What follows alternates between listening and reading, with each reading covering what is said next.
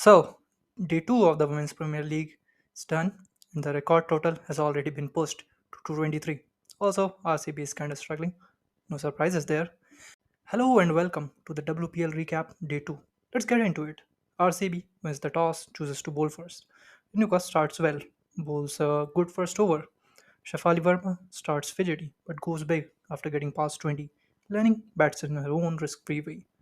Lanning and Shafali Verma start going big soon. They both get to their 50s by the 10th over, bring up the 100-run partnership, the first ever 100-run partnership of the tournament as well. Only one over for East Perry in the power play. Maybe there could have been more, but that's for later. Knight, well, she comes in and gets McLanning for a well made 72 of 43. Only two balls later, she also gets Shafali Verma out. Marizan Cap comes in at 3. Well, Cap and Rodriguez finish well. They get 60 of the last 5 overs. Obviously, Heather Knight gets 2 wickets. Renuka, although she does not get any wickets, but she goes for only 24 of her 3 overs. The RCB bowlers never try to slow up the pace on a pitch that was really good to bat, and they suffer the consequences. Delhi ends up with 223 of the 20 overs for just 2 wickets, chasing a record total. Manna and Divine start off quick.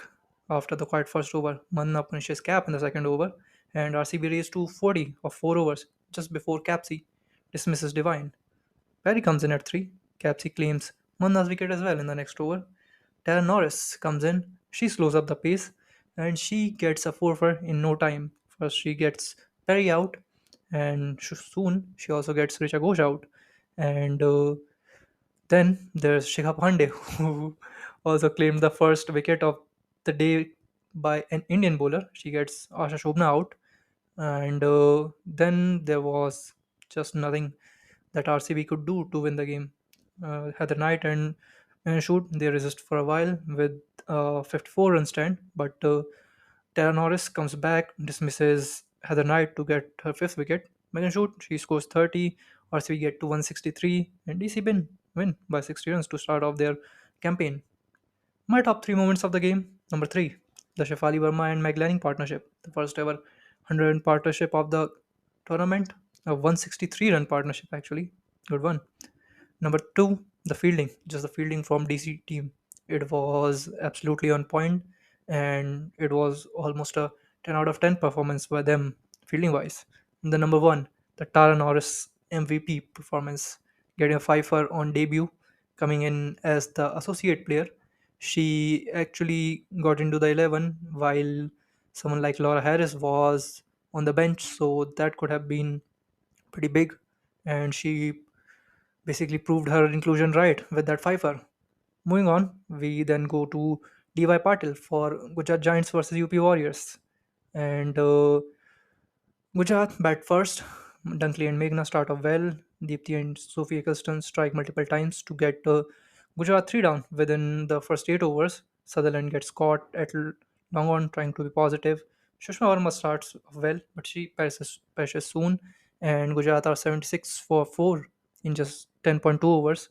Haleen Deol was struggling with her timing, but then Ashley Gardner comes to the crease, and she and Haleen Deol get in a good partnership, 44 of 28, before Gardner is dismissed, stumped off Deepthi Sharma in the 15th over. Although Haleen Deol finally finds her timing, she hits 4 back-to-back boundaries, but gets out of for 46 of 32.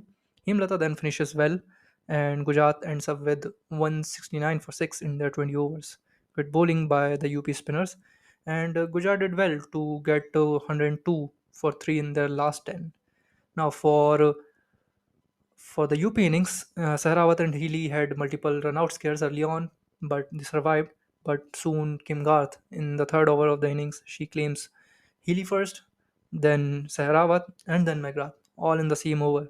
McGrath getting a first ball duck, and from there on it was rebuild phase as Kiran Navgire and Deepthi Sharma rebuilt the innings slowly, and Sutherland and Garth kind of tested them with some swing on offer. There was a lot of short bowling as well, and the partnership was going good. But Deepthi Sharma struggled to get her timing right. She was soon bowled for 11 of 16 by Manshi Joshi, and Kim Garth then came back soon, and she claimed first Kiran Navgiri's wicket with a short ball, and then a full one to dismiss Simran Sheikh, and that completed her fifer, and followed by Devika Vaidya, who couldn't last long.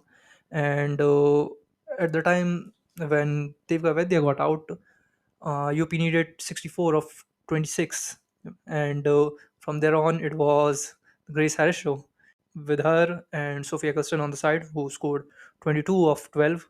She completed the chase. Some drama in the last over, multiple wide reviews.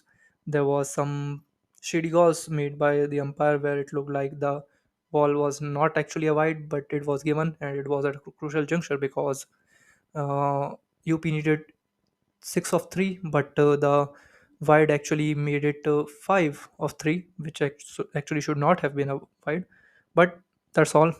And then there's the Grace Harris finish that followed, a 4 and a 6 to finish the game, 59 of 26 for her. She was also the highest six hitter of the game, and she chased down 64 of 26 with rather ease.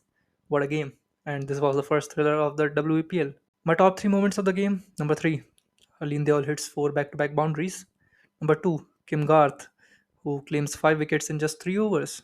And number one, obviously, Grace Harris completes an improbable chase out of nowhere. Now, Gujarat and Bangalore, they are left with some tough questions. Their bowling left them disappointed big time, while UP and Delhi have found their rhythm well today. Next up, Mumbai plays Bangalore in probably the most anticipated game of the league stage. That's it for today's recap. I hope you enjoyed it. I'll see you tomorrow. Cheers.